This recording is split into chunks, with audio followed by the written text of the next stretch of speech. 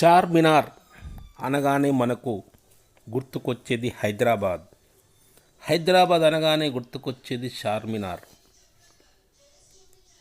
దీన్ని మహమ్మద్ కులీ కుతుబ్ షా 1591లో పూర్తి చేశాడు.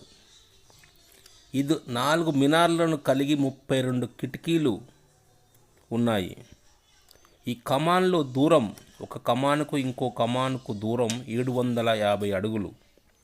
ప్రతి కమాన్ ఎత్తు 60 అడుగులు, 36 అడుగుల వెడల్పు ఉంది. చార్ మినార్ అంటేనే 4 మినార్లు. చార్ అంటే 4. 434 సంవత్సరముల కింద ఈ చార్మినార్ని కట్టించాడు.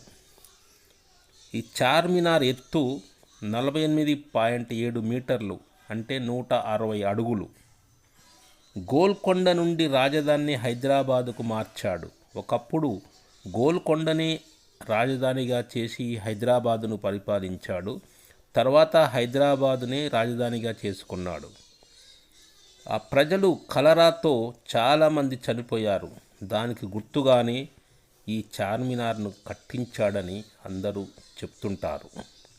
బాగమతి అనే ఒక స్త్రీని ప్రేమించాడు. ఇస్లాం మతం నుండి మార్పిడి తర్వాత కుతుబ్ షా ఈ నగరాన్ని హైదరాబాదుగా పేరు మార్చాడు. అంతకు ముందు భాగ్యనగరం అని పిలిచేవారు. పై అంతస్తు చేరుకోవటానికి 149 మెట్లున్నాయి.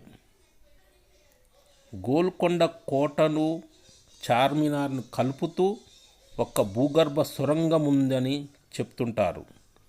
ఎప్పుడైనా శత్రువులు దాడి చేసినప్పుడు గోల్కొండ కోట నుండి చార్మినార్కు పారిపోవచ్చు, చార్మినార్ నుండి గోల్కొండ కోటకు పారిపోవచ్చు.